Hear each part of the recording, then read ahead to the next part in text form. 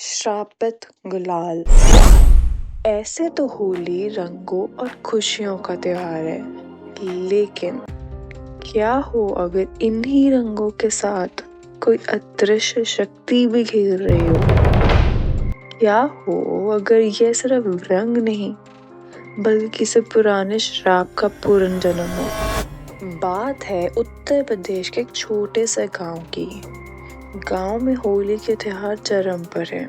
रंग उड़ रहे हैं, लोग हंस नाच गा रहे हैं, सब अपने मस्ती में झूम रहे हैं। लेकिन इसी चकाचौंध के बीच कुछ अनदेखा, कुछ अनसुना सा है और हवा में एक अजीब सी बेचैनी है।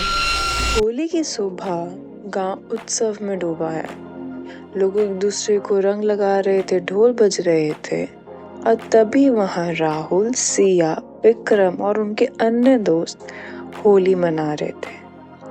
तभी राहुल की नजर पीपल की पेड़ की ओर जाती है, जहां रंग उड़ाने की सख्त मनाही है। ऐसे तो राहुल और विक्रम दोनों ही गांव के ही रहने वाले थे। उन दोनों की फैमिलीज गांव में ही रहती थी, लेकिन वे दोनों पढ़ाई के चक्कर में फिर उसके बाद जॉब भी उन्होंने बाहर शहर में ही की। वे इस साल होली का त्योहार मनाने के लिए अपने गांव वापस आए थे। राहुल की नजर पीपल के पेड़ की तरफ जाती है, जहाँ पे रंग उड़ाना मना था, तो वह हंसते हुए बोलता है, ये क्या बकवास है, 21वीं सदी में भी ये सब अंधविश्वास। सिया रोकने की कोशिश करती है, राहुल प्लीज, दादी ने मना किया था, कोई वहां नहीं जाता, तुम भी मत जाओ, तुम्हें तो पता ही है हम बचपन से नहीं खेलते वहां पर। राहुल कहता है, यही तो बात है, हमें बिना किसी सवाल जवाब से बचपन में हमें जो सिखाया हम वही सीख लेते हैं, कभी कुछ पूछते ही नहीं। मुझे तो लगता है ये सब बकवास था, हम बच्चों को वहां पे ना खेलने के लिए लोगों ने किसी ने ऐसी मनगढ़ंत कहानी बनाई होगी, क्या पता वहां पे कुछ और ही मिल जाए, ट्रेजर वेजर कुछ। ये सब सुपरस्टिशन बकवास है, आओ इस साल होली में ये अंधविश्वास भी तोड़ दें। और सिया कहती है, राहुल प्लीज मत ये सब करो, क्यों ये सब कर रहे हो?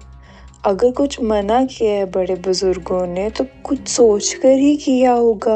वहीं पास खड़ा विक्रम कहता है, अरे छोड़ ना रिया, अगर राहुल को इतनी ही हिम्मत दिखानी है तो चलते हैं, और मुझे भी लगता है कि वहां पर कुछ होगा नहीं, चलते हैं, वहीं होली खेलेंगे, मैं राहुल के साथ हूँ, इस बार ये भ्रम और ये अंधविश्वास तोड़ ही डालते हैं। राहुल, विक्रम और कुछ और दोस्त सिया को छोड़कर हंसते हुए पीपल के पास पहुंचते हैं और वहां रंग उछालने लगते हैं। अचानक हवा का रुख बदलता है, पेड़ की शाखाएं सरसराने लगती हैं, जैसे कोई फुसफुसा रहा हो।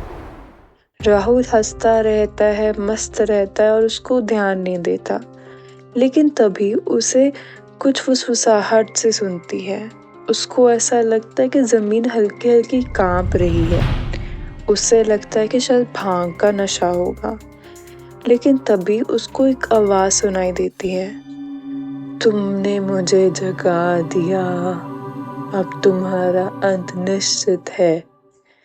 और तभी एक जोरदार चीख गूंजती है और रंग हवा में उड़कर काले धुएं में बदल जाते हैं। राहुल और उसके दोस्त घबराकर वहां से भागते हैं और सिया सहमी हुई ये सब देख रही होती है। रात को राहुल अपने कमरे में लेटा हुआ था, लेकिन तभी उससे कुछ भारी सांसों की आवाज सुनाई देती है।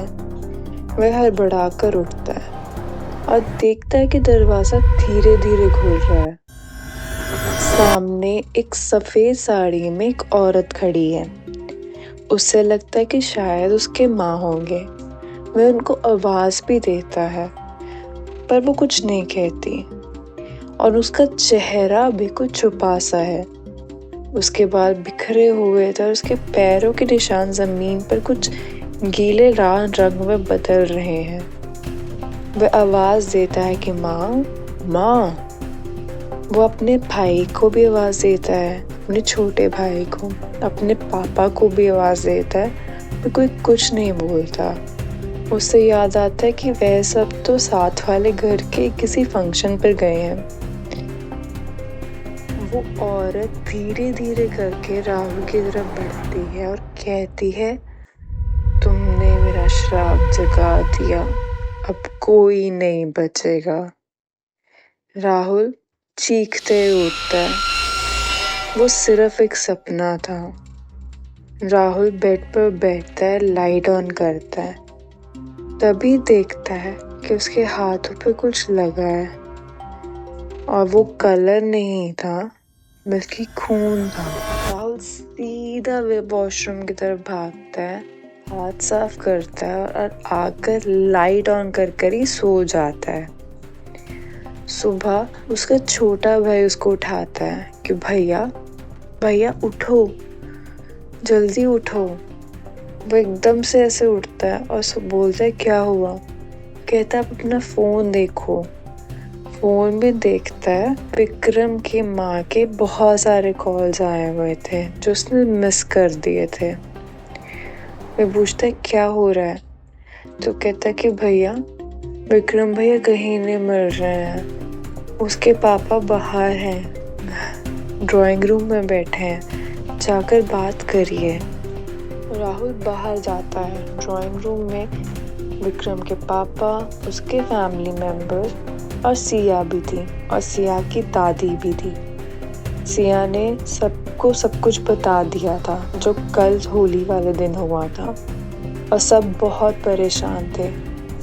तभी दादी कहते हैं तुमने ये अच्छा नहीं किया, वहाँ पर आज तक किसी ने होली नहीं खेली थी तो तुम लोगों ने वहाँ पर क्यों खेली?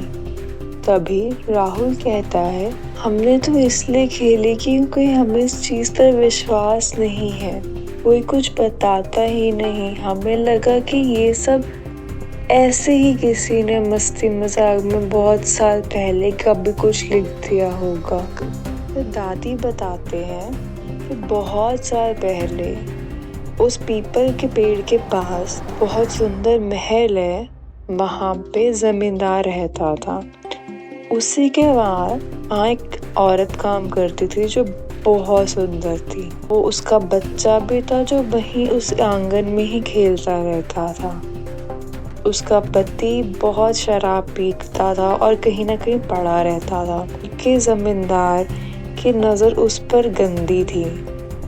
वह कहीं न कभी मौका छेड़ने को लगा ही लेता था। तो एक होली पे जमींदार ने बहुत बड़ी पार्टी रखी थी, पूरे गांव को बुलाया गया था। वहाँ पे पंखे नशे में सब धुत मजे कर रहे थे और जमींदार और उसके दोस्त भी। जमींदार की नज़र हमेशा से ही गंदी थी तो वह उस महिला को जाकर तंग करने लगा, उसके ऊपर रंग उड़ाए, उसके ऊपर बहुत अत्याचार किया। इतना अत्याचार होते हुए भी किसी ने कुछ नहीं कहा।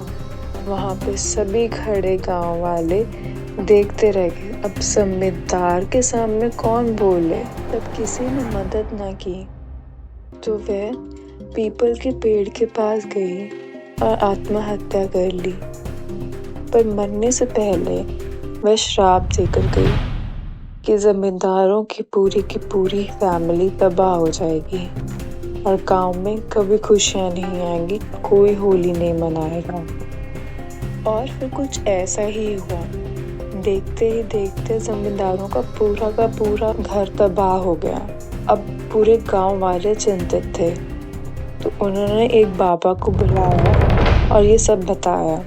बाबा ने अपनी पूरी शक्तियाँ इस्तेमाल कर उस औरत के श्राप को उस पीपल के पेड़ के साथ बांध दिया और बोला कि यहाँ पर होली खेलिएगा, बाकी पूरे गांव में कहीं पर भी, बस यहाँ पर नहीं, क्योंकि वह औरत एक पीड़ित औरत थी तो उसकी आत्मा अब वहीं रहेगी।